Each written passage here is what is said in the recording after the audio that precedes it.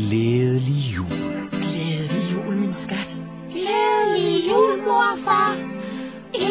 Altså, bare det snart var jul. Jamen børn da, det er det allerede i aften. Er det det?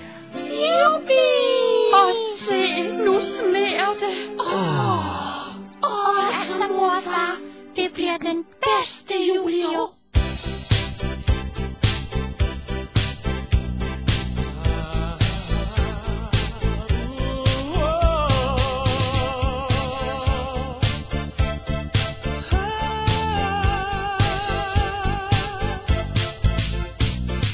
Fars karisma kan mærke det nu.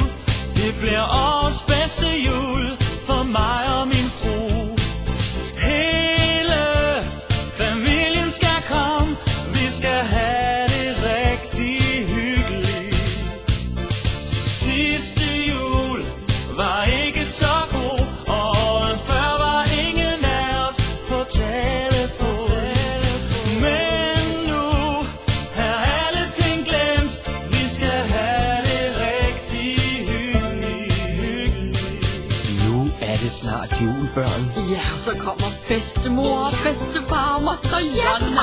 Vi skal have gaver. Ja, børn, I skal have mange gaver. Og I skal blive en lille smule overgivet af al den opmærksomhed. Men ikke for meget.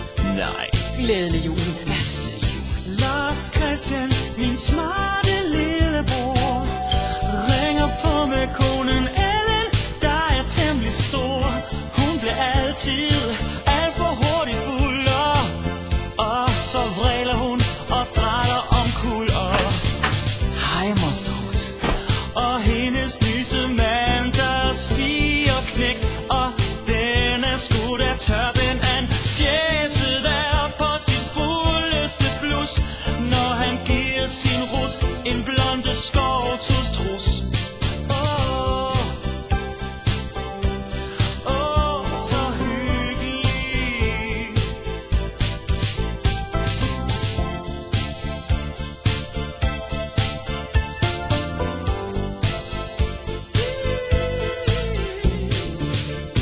Fars fætter, som ingen kan lide, giver konen gaver for et par tusind eller 10.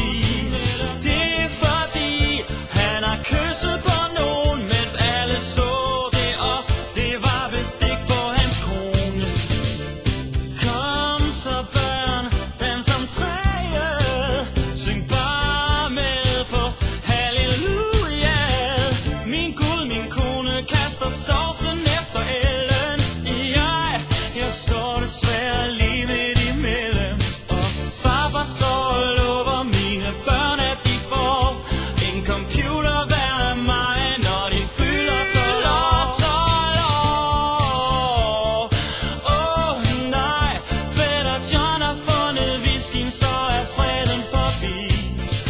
Farfars gebis, det har sat sig på tværs. Pebernødderne fra Netto var fra 79. Så farmor tager hans testamente frem. Nu skal vi have det rigtig hyggeligt. Nu løber alle rundt og skriger hinanden. Min bror er ved at gøre sig til enkemand.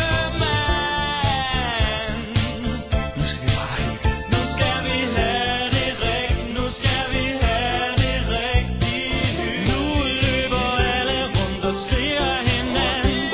Min bror er ved at gøre sig til enkemand. Nu skal vi bare hygge os. Ja, vi skal